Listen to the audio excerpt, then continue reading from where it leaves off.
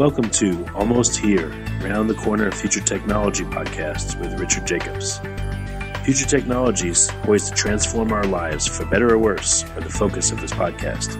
Almost here means these technologies are now here and starting to be used, or just around the corner, from Bitcoin to artificial intelligence, 3D printing, blockchain, virtual reality, and more. Hello, this is Richard Jacobs with the Future Tech and Future Tech Health podcast. I have as my guest Danny Flood. He's the author of Hack Sleep, How to Fall Asleep Faster, Sleep Better, and Sleep Well. And he's a growth hacker himself, and I'm talking to him from Thailand. So for me, it's late night. For him, it's noon. And, speaking of sleep, I may be going there soon, but we're going to talk about hacking it. So, Danny, how you doing? Hey, thanks so much for having me on your podcast. I appreciate it. Yeah. So tell me a little bit about your background. What got you interested in improving your sleep and hacking your sleep? I guess most of the things that I'm interested in, things that I do, that I offer, solutions that I offer to my clients and so forth, are problems that I struggle with myself. So I don't know how qualified I am to, I'm not a doctor or anything, or I don't have like an MBA or anything like that, or a PhD or anything like that. But because I can understand the problems that people suffer from, and I went through my own catharsis where I went through my own, went through the fire somewhat and came out the other side where I was able to fix these problems for myself and help others who are having similar problems. And especially with sleep, that's one of the biggest problems that most people have these days. Well, what kind of sleep problems were you having before you started working on them to improve them? Well, I wouldn't say that I'm 100% better now. I mean, I still have some of these issues, but I know how to address them. Like if there's a certain issue that I'm having, I know exactly what I need to do. But it's quite common to a lot of people. In general, I don't know the exact figure, but we sleep on average 1 hour less than we did 100 years ago. And one reason for that is due to electronic lighting. So, 100 years ago, the world was dark. We used candles and torches. But now we're sitting under bright lights. It really throws off our circadian rhythm. We sit in dark offices. Some people, like if they're in cold climates, like in the UK or something like that, they don't even see the sunlight in the winter. They go to work and it's dark, and they come home and there's no sun, and they sit on the lights. And so of course they're, restless. They can't fall asleep because they're tricking their brain. So having a healthy, functional body clock is very important. But then there's also, other issues, because sleep is such a complex process on so many other levels that, you might be waking up in the middle of the night and you're wide awake, either due to body temperature or other things like this, and you can't fall back asleep. So you only get, maybe 2 hours of sleep a night or 4 hours of sleep a night, whatever it is. You're not getting enough and you want more of it. So there's a whole host of problems. And sleep is a very complex process that, scientists are discovering more about all the time. So there's not really any one quick fix. So I often advocate different kinds of hacks, which are specific tips that can help combat different situations. Okay, so what are the most common situations you've identified that people need help with? And then, let's give 2 or 3 examples, and then what is your hack to help people? Yeah, sure. So, anyone who's been in this situation, they know it all too well. They spend hours in bed awake, unable to fall asleep, or they wake up in the middle of the night, or get out of bed in the morning and you're feeling awful. You're like, I'm not ready to face my day. You just want to break your alarm clock, and you just don't have enough energy to do all the things that you enjoy in your life, in your daily life. You can't have a social life because, you're just so exhausted by the end of the day. Your work suffers, because you don't have the attention and the energy and the focus and the drive because you slept so bad. So it's like you're living a double life, and every night it's like you're waging war against this insomnia, and it's just like, if I could just fix this one thing, how much better would my life look? And so it's anyone who's been through this, struggle with this, it's basically sabotaging every area of your life if you have horrible sleep. So, if these sleep disorders or these problems are all too familiar to you, then you can relate. But in terms of, those are specific problems, but, for example, I mentioned the body clock. So getting, making sure that your body clock is in sync is really important. So if you're sitting under, bright lights in the evening, electronic lights, I prefer to use candles or just, use indirect lights, which is well enough. and I want to make sure that my body clock is really in sync. So I try, I go every morning. I go for a 15-minute walk in the sunlight. Around noon I can get the most light, so I try to get sunlight there. Our brains are completely, our brain cells communicate with light. So light is really important. It also synchronizes your clock because the body clock is longer than 24 hours. So it can be 24 and a half to 26 hours. Don't quote me on that. That's a general figure.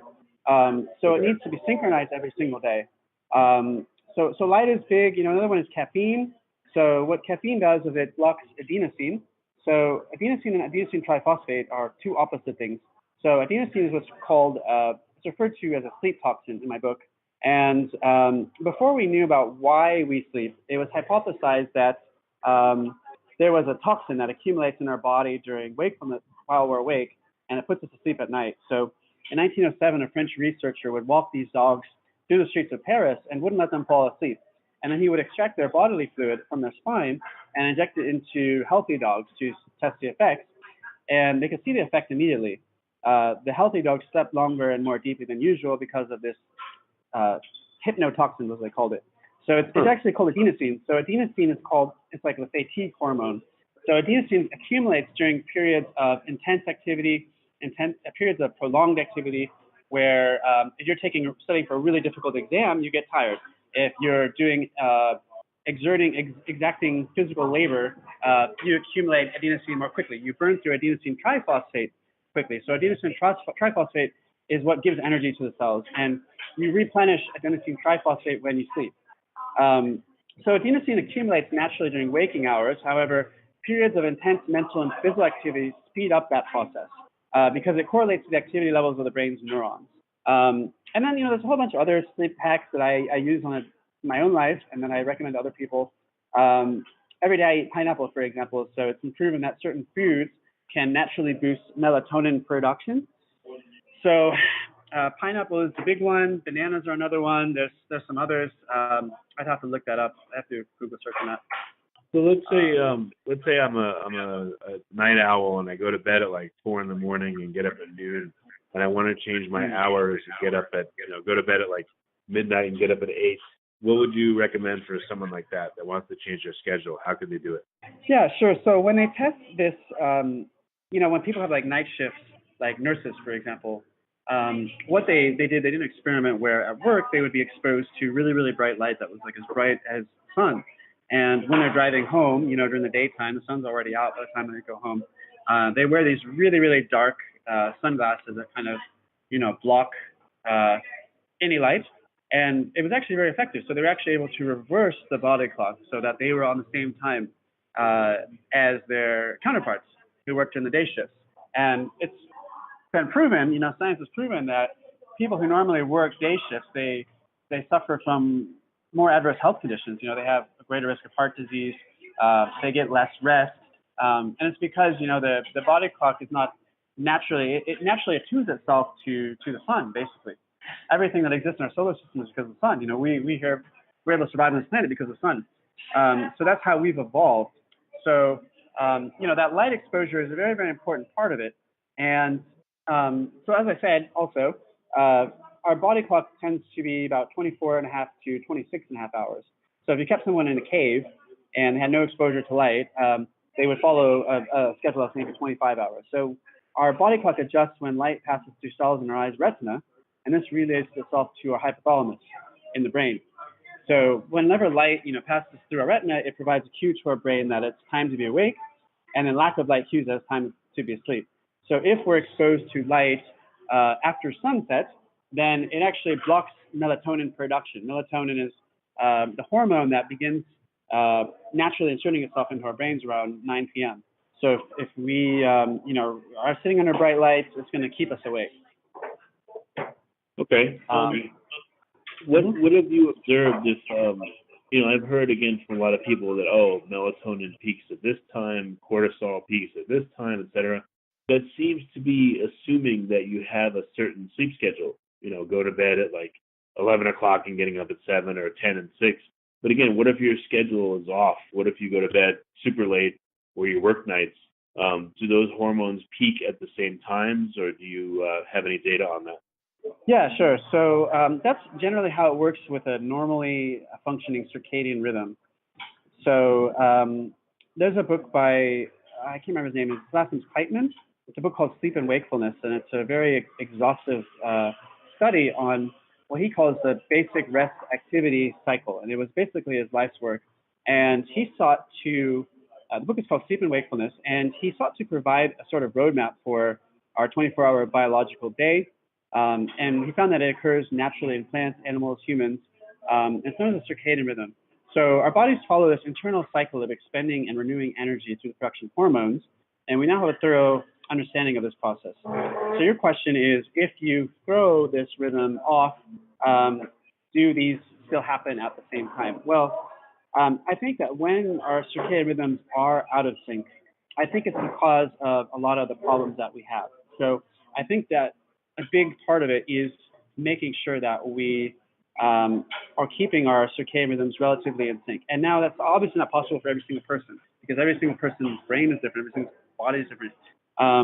However, we can make certain efforts to hopefully make this happen normally, because when it doesn't, we put ourselves at greater risk for lots of bad things that we don't want to happen. Greater risk of disease, greater risk of insomnia, obviously. So I think it's really important. So I think it begins by knowing this circadian rhythm, understanding how the cycle works, because most people kind of spend their days out of control. They have no idea that this is actually happening, or their body's going through this process. But once you understand exactly how our body clock functions, how our circadian rhythm functions, I can align my life around it, and it makes me more productive. It makes me more effective as an individual. I know when the best times are for me to focus on work, when I'm most productive, when I'm most focused. I know when it's time that I should just take a nap, all these different things.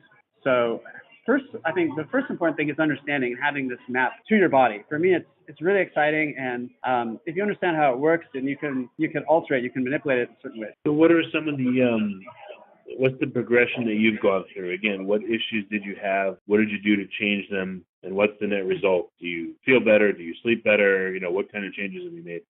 Yeah, sure. So when I've written, maybe a dozen books by now, and I published my first book a few years ago, and I published about 4 books that year on basically mostly topics that I am super passionate about, or in this case, something that I really wanted to figure out. So I spent, a year researching this stuff, studying everything I could find, reading anything I could find, and looking for specific tips, that I could use that were practical. Because I was sick and tired of it. I'm tired of having a day wasted, because I can't seem to get in sync because I just didn't get enough rest. It's the worst feeling in the world. I want to live out my days. So as I said, I was basically, trying to be more productive. I was writing books, and just being an entrepreneur, you always want to perform at your best. And so for me, I just, studied everything I could get hands on. I implemented everything I could. I've researched, and I see, okay, this study shows that, eating pineapple will boost my melatonin level. So I'm in Thailand. It's really easy to get my hands on pineapple. And I did that, and it was really helpful. I stopped waking up at 2 a.m. I could sleep deeply throughout the entire night. I learned about, experiments they did with like sleep restriction. I realized that, I could sleep deeper just by spending fewer hours in bed. Learned, a lot about the circadian rhythm. So, anytime like I felt like I didn't get enough rest, I could somewhat mitigate the effects by getting a lot of sunlight, and also making sure that I'm getting enough sunlight every single day. It also boosts my serotonin levels. Learning about adenosine, so making sure that I'm, following a healthy exercise regimen. Exercise also increases the body temperature. So when our body temperature increases, we tend to be more alert, we tend to be more awake, we're more in the zone. So it's important to regulate our body temperature so that our body temperature rises during the day and it falls at night. So by getting our body temperature to rise in the daytime, it causes it to fall more at nighttime. So I would do other things. I would try any advice that I could find. For example, I started taking coconut oil for a while, and I thought that, because I read that coconut oil could increase the body temperature. So my results were rather anecdotal and, based on my own experience. But I did notice that when I was taking coconut oil, for example, I felt like I was more alert. I've also done experiments where, I follow different sleep schedules, like usually biphasic now, but for a while for 4 months, I was following a polyphasic sleep schedule because I was, I was falling asleep around midnight and waking up around 4:30 a.m. So it wasn't just, I didn't have enough sleep to go through my day. So at certain intervals, like, 11:30, 3:30, 7:30, I would take power naps. So I might, take a nap for like 25 minutes.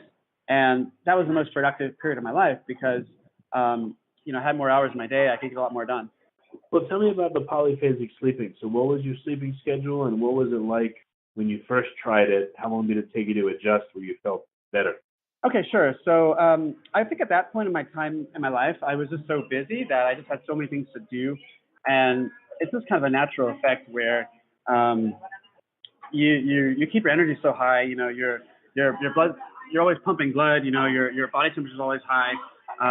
In retrospect, I could have taken ice baths to cool myself down at night, which I should have done. But I was always on the go all the time, and as a result, I was sleeping a lot less at night. And so I was able to largely mitigate that effect by taking short naps. And if you're going to take naps, it should be less than 30 minutes, because after 30 minutes, you fall into a deeper sleeping cycle, and then you have sleep inertia. So, it's harder to wake up from those usually. So I would take these, short naps at certain intervals of the day when I tend to be more fatigued. So I think the best time to take a nap is around 3 p.m. because that's when your daily body temperature dips to its lowest point. Everyone's experiencing that fatigue after lunchtime where they're just completely sluggish. So there's a number of, polyphasic schedules out there, and I've got a list of these. I can send you a link so that people can check it out. I've got a whole write-up about my experiment with polyphasic sleep. So yeah, we can provide that in the show notes. But again, right now, for anecdotally, what did you try, and what did you feel like, and what did you settle into? Well, in general, I follow a biphasic generally. So biphasic sleep schedule is where you take a nap in the afternoon or, in the evening. And then so that helps me to maintain healthy energy levels throughout the day and also mitigate effects if I didn't get enough sleep. But during that time, it was the most productive period of my life. I was publishing books, I was publishing courses, blog posts, everything. And basically, I was sleeping between like 4 to 5 hours a night and taking like 2 or 3 naps a day of less than 30 minutes. But, wow, so you're taking 2 to 3 naps a day for less than 30 minutes, and you're sleeping 4 to 5 hours a night, and you felt better than doing one slab of 8 hours of sleep? Yeah, I had more energy than any time in my life. And part of that was because I was just busy and I was always, I was always so active. My brain was always active. So when you're so busy like that, it's just sometimes hard to wind down. You know what I mean? I'm sure everyone can relate to that. When you're like so excited, like or you had a great night, you had a great night at the town and you had so much fun. You were dancing all night. You made a bunch of friends. You had a great time. And then you can't quite calm your body down enough to sleep, So you just kind of don't really sleep, and then you're in bed all day on a Sunday. So it's kind of like that, So I got a quick question about. I have a question about naps I've never seen an answer to. So, if you're going to take a 30-minute nap, you don't know how long it'll take you to fall asleep. So how do you include the onset time for the nap, but make sure that you only sleep for a certain amount of time so you don't have sleep inertia? What solution did you find for that? Yeah, well, I think if you want to improve the chances of being able to fall asleep, you have to be genuinely tired. You can't just say, okay, it's 3 p.m., now I'm going to fall asleep. It doesn't always work that way. So if I'm, genuinely tired, if I have a podcast like this where I'm expending a lot of energy and it tires me out, that will usually help me to fall asleep. Or, if I have a client call or something like this, or I'm working on something difficult, the more difficult work I do during the day, the more tired I am at night because I'm accumulating adenosine faster. With regards to that 30-minute window, it really depends. Sometimes I'll set a timer for 35 minutes, but in general, if you have a power nap that's 20 minutes or, 15 to 20 minutes, it's actually easier to wake up from those than if you sleep longer. So, having 10 minutes to fall asleep can be totally fine. And then, to wake myself up. If I wanted to try power napping, what would be your recommendation for me to start? If the goal is 20 minutes, give myself maybe 10 extra, to do it? Do you think that would be enough for the onset, or and what happens if I lay there and I can't nap? It's not working, and I blow to 30 minutes, and I'm like, man, I couldn't sleep. What happens then? Yeah. Yeah, well, I guess after 10 or 15 minutes, you can kind of get an idea whether you're not going to be able to fall asleep or not. And in general, if you have if you're not able to fall asleep, usually it's because of cortisol. So it means that you might have a lot of things running around your head, that are placing pressure, whether it's your business or family or whatever it might be. So addressing those cortisol levels is equally important. So that can be like finding ways to just whether it's meditation or listening to relaxing music. These things are really important. But then, of course, you're not going to be able to fall asleep successfully every time you nap. So just continue on with your day. Sometimes you just gotta plow through it, even though you're not at 100%. And we all have those days. So I try to arrange my schedule into different tiers.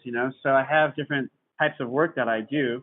So I'll have tier 1 work, which is like my most intense work, whether I'm writing or having, sales consultations, something like that. I'll have like level 2 work, which might be like editing photos or editing articles or something. And then level 3 work, which is this kind of like really basic level kind of work. So, being able to categorize my work is important because I want to do my best work when I'm most awake. And I want to do other stuff that I'm kind of obligated to do. I had that saved at different times. So when I'm doing like polyphasic sleep, for example, I might reply to emails at the end of my night, because that's when I have the least amount of energy. But I know that like when I wake up, like 10 a.m. After I have my coffee, I'm super wide awake. So I want to do my most important work at that time. Does that make sense? Yeah, I see. You want to structure your day right when you're going to be naturally wakeful. Are there any devices? So you're not always going to be able to fall asleep. Like, did you actually take your temperature? Did you use any other devices to tell you that, besides just feeling, are there any devices out there you can use that will tell you, oop, now's an ideal time to sleep, or now to take a nap, or now's an ideal time to do this, or your cortisol is high, or et cetera? No, I don't. But I think there are some apps out there that can monitor this type of stuff. But I have enough things I have to do and to track in my life. I know like a lot of people will use like apps to like track how many steps they make. When they go walking or something, like they want 10,000 steps a day. I'd rather just go walk. And just enjoy walking rather than count how many steps I made. So if you're that type of personality where you like to track these things, I think that stuff does exist, but I don't know what it is. Okay. So what's your recommendation on how to start on the path of sleep hacking, and what does it look like when you do it at an advanced level versus a basic level? What do you have, like a kind of a step-by-step way to do it for people, or what's your overall recommendation? Yeah, sure. So if you're interested more in this topic, I think you found me through the book. Is that right? My book, Hack Sleep? Yep, exactly. Yeah, okay. So I've got that book, and it's not a huge book, but it's very thorough. It has lots of anecdotes and a lot of tips. I think it's about 83 pages, and that's available on Amazon for $2.99. So it's less than that coffee that's killing your sleep each day. And so if you're really interested in the topic, I'd recommend, getting some grounding in this first, and, understand all the things that we discussed regarding circadian rhythm, body clock, melatonin, adenosine, body temperature, all of these things. So you have a firm understanding of the basics. And in general, just be careful about, relying on quick fixes, because everybody's different, and your problem might be due to something you don't fully know. So having a roadmap is really, really helpful, I think. And, for example, like people will try taking pills, to make them fall asleep. Melatonin supplements the active ingredient is usually like cow urine, I think. And there's no proof that it delivers to the right part of the brain anyway. So you could just be, wasting money on expensive stuff. Whereas if you eat certain foods, it can help boost your brain's natural melatonin. So in the book, I have a lot of other tips like I just said, boosting melatonin production, exercises to improve your focus and tame the monkey mind. Sorry, I'm at a cafe here. Sorry for the background.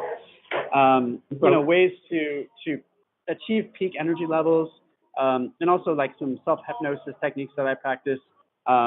things to do to reduce cortisol, like massage and things, self-massage techniques. So we try to cover it from every angle. And when you put these different kind of tips together, I'm very confident that you'll see results. Sorry, say again? Okay. So there's a number of things that I suggest, that I try myself and that I recommend people try. And when you implement some of these things, I'm very confident that you can see results. Okay. Any really unusual or surprising things you learned as you went through the process of improving and hacking your sleep? Anything that I learned as a process? No, not anything you learned, but anything that was surprising to you, that was unusual, that you didn't expect would happen, that did happen because of the process you went through. Well, I think it helped me to enable my best life, and to enjoy the productivity that I have, being able to reclaim my life and stop sabotaging my life. I also learned that, as a result of writing books, if you want to learn something really well, the best thing you can do is to teach it. So you can read a book about something, or you can write a book about it. But you don't obviously have to write a book. But if you want to master something, find someone that you can help teach this to. Find a friend who's also struggling, and then help them. Like you can consult with them, or offer them help for free. And that's the best way to grasp any material. It's called the learning pyramid. So in my case, I don't have a degree in neurology or anything like that. I just wanted to fix this problem for myself, and I wanted to help others with it. So by teaching, you can grasp material the best, and you can internalize it the best. Okay, very good. So some references for listeners. One is your book, Hack Sleep. It's available on Amazon and I'm sure in a lot of other places. Any other references or links that you can provide, or helpful hints, for people that are having problems sleeping or just want to improve their sleep? Yeah, sure. So I think it would be most helpful if I provide you those links, and then you can put them on the show notes page, and then people can visit, so they can get. I've got free advice on my blog. I also have an article on sleep hacks on Medium. So if you go to medium.com/@DanFlood, D as in dog, Dan Flood, F as in fox. I've got a comprehensive article on sleep hacks, and I think the book really goes in depth and detail. And on my blog, openworldmag.com, I can put specific links to articles where I share my experiences, and you can learn a lot that way for free. Well, very good. Well, Danny, I appreciate you taking the time, even though you're a world away. And thank you so much for writing the book and talking about your experiences. So thanks for coming on the podcast. Thanks, Richard. I hope it was helpful for you and helpful to some other people out there. Yeah, definitely. You have been listening to Almost Here, Around the Corner Future Technology podcast with Richard Jacobs. Subscribe to this podcast, post a review to discover more future technologies that are poised to transform our lives for better or worse, such as Bitcoin, artificial intelligence, 3D printing, blockchain, virtual reality, and more.